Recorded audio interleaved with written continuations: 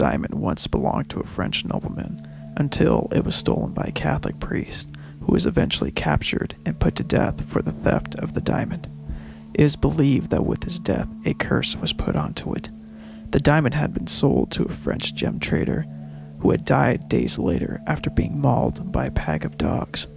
Over the years, the diamond has brought death along with it to all of its owners. The Hope Diamond now resides in the Smithsonian Museum. Number 9. The Chair of Death. Do not let your eyes deceive you. This is no ordinary chair. The year was 1702, and the convicted murderer Thomas Bubsey was scheduled to be hung for his crimes. As his last request, he had his final meal at his favorite pub in Thirsk, England. Once he had finished his meal, he stood up from his seat and said, "May sudden death come to anyone who dare sit in my chair." The chair remained in the pub years after Bubsey's death. Some patrons had often dared each other to have a seat in it, but few had tried. During World War II, many airmen from a nearby base had frequented the pub, and it was noticed by its regulars that those who had sat in the chair would never return from the war. 3 notable cases of the chair's curse that happened were one of 2 Royal Air Force pilots who had crashed their truck and perished shortly after sitting in the chair, a mason who died after falling down a hole at his site, a roofer who had the roof he was repairing collapse and kill him, and one of the pub's cleaning ladies who had fallen into it by accident and later died of a brain tumor. In 1972, the pub's owner donated the chair to a local museum where it is now suspended 5 feet in the air, so that way no one could sit in it and bring the curse onto them. Number 8. The Hands Resist Him. This painting was put on eBay in 2000 by an anonymous seller and is considered to be one of the world's most haunted works of art. After its creation in 1972, the painting was bought by Hollywood actor John Marley and was later sold to a couple in California, along with a grave warning. The couple had reported the figures in the painting moving at night and sometimes completely vanishing from it. It was also said that the boy in the painting would appear in the room where it was hung. Visitors who had looked at the painting had suddenly began feeling sick and weak. When any children had gazed upon it, they would dart out the room, crying in fear. There have also been reports of people feeling as if the hands were grasping at them, and that they could feel a sudden burst of hot air, as if they had suddenly opened an oven. The painting was sold and is now displayed by an art gallery in Grand Rapids, Michigan. Number 7. The Black Orlov Diamond. This 195-carat diamond was once used as an eye on a statue of the Hindu god Brahma in Pondicherry until it was stolen by a local monk. It is believed that this action had sparked its deadly curse. In 1932, a diamond dealer by the name of J.W. Paris had acquired the diamond and had brought it back to the States with him. Soon after his return, he had committed suicide by jumping off a skyscraper in New York City. 8 years had passed until it was sold to 2 Russian princesses. They too had jumped to their deaths shortly after receiving the diamond. Years later, it was bought by Charles F. Winston and was cut into 3 pieces in an attempt to break the curse. Pieces of the diamond have been displayed in the American Museum of Natural History and the Natural History Museum in London. Number 6. Blarney Stones. It is believed that kissing a Blarney Stone will bring one good luck, but those who take any of the stones for themselves are cursed with misfortune. This can lead to depression, loss of employment, and financial struggles. Many who take the stones mail them back in hopes of freeing themselves from the curse. Number 5. The Dybbuk Box.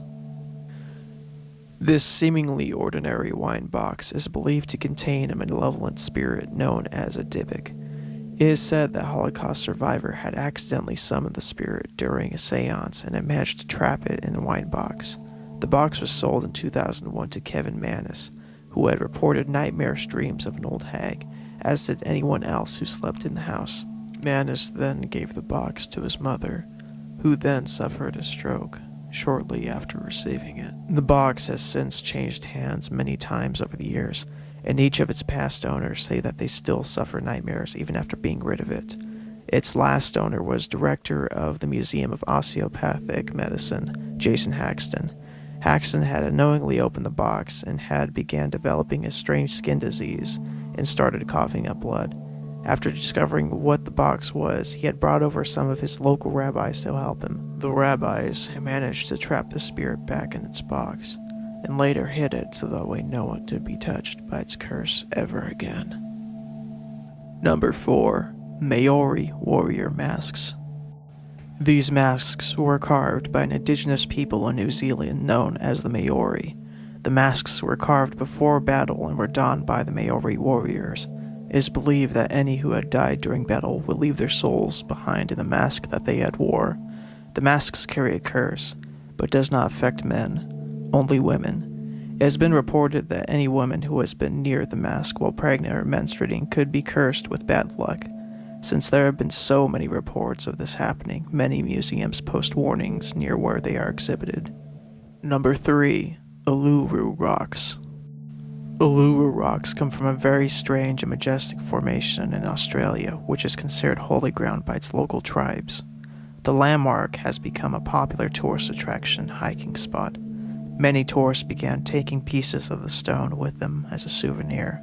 Shortly after leaving, people began reporting terrible things that began happening to them. These reports range from car accidents, family illnesses, miscarriages, and the death of a loved one.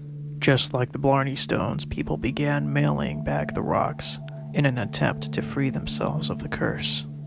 Number 2. The Crying Boy Painting. This painting had once found itself displayed in many homes in England until mysterious fires began to break out shortly after they were hung up. Every home was reduced to ash along with everything that was once inside. Everything except for the Crying Boy painting, which remained untouched. Some have closely examined the painting and have noticed that there is an orangish glow on the boy's face, as if he is looking into an open fire. It is said by many that displaying this painting in your home is inviting a devastating inferno. Number 1. Annabelle, the doll. This is far from your average child's toy. Annabelle was purchased by a woman and it was given to her daughter who was on her way to college. A few days after bringing the doll home to her apartment, strange phenomena began. Her and her roommate had noticed that the doll would be moved from room to room without anyone touching it. They found small scraps of parchment paper that had childish scribbles on them, and once came home to find the doll impossibly standing on its own 2 cloth legs. The 2 girls contacted the psychic medium, who had discovered that the doll was possessed by a young girl who had died in their apartment years earlier. After speaking to the spirit, she had said her name was Annabelle and that she liked the college girls and wished to stay with them. Feeling sorry for the spirit, they agreed. This later proved to be a grave mistake as the paranormal phenomena had only increased.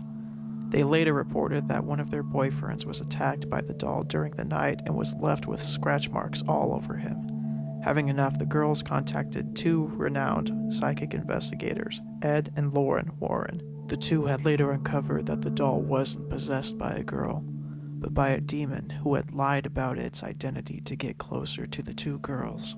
The girls gave the doll to the Warrens and is now kept locked away in a display case at their occult museum in Connecticut, with a sign saying, "Warning, positively do not